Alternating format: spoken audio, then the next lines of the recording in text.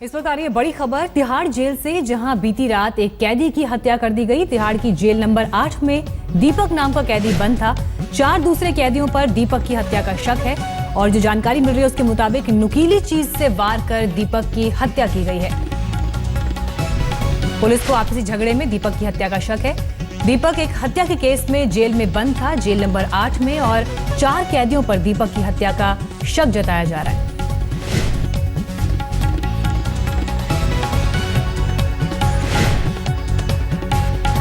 तो बड़ी खबर आपको बता रहे हैं तिहाड़ जेल से। सुरक्षा में बड़ी चूक इसे कहा जा सकता है। कैद में जो एक कैदी था उसकी हत्या हुई है और 4 साथी कैदियों पर ही हत्या का शक है।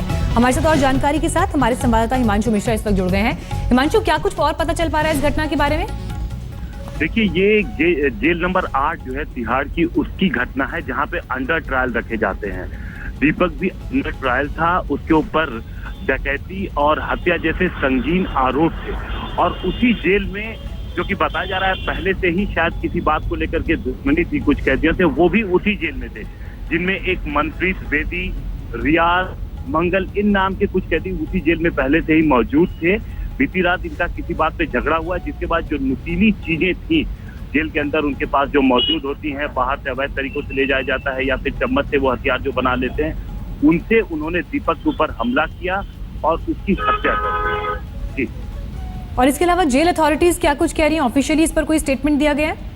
देखिए, अभी जेल अथॉरिटी कोई भी बात करने के लिए तैयार नहीं है। जेल को, जो तिहाड़ जेल है, उसे बेहद सुरक्षित बताया जाता है, लेकिन अक्सर इस तरीके की घटनाएं आती हैं कि अंदर या तो कभी स्मगलिंग की बात सुनी जाती है कि ड्रग्स या फिर कुछ हथियार स्मगलिंग हो रही है, या फिर इस तरीके की मारपीट, रेतबाजी की घटनाएं सामने आती है। लेकिन जिस तरीके से ये हत्या का मामला सामने आया, निश्चित रूप से ये लापरवाही है। और फिर अगर ये बात सामने आती है कि पहले से जान पहचान थी कैदियों में और किसी बात को लेकर के दुश्मनी थी, तो ऐसे में प्रशासन को निश्चित रूप से बिल्कुल, लेकिन ये पूरी घटना तिहाड़ जेल की सुरक्षा व्यवस्था पर सवाल खड़ा करते हुए कि अगर पहले से शक था तो उसके बाद भी आखिर ऐसा रिस्क क्यों लिया गया और ऐसी घटना सामने क्यों आई। हिमांशु, शुक्रिया आपका हमें ये जानकारी देने के लिए।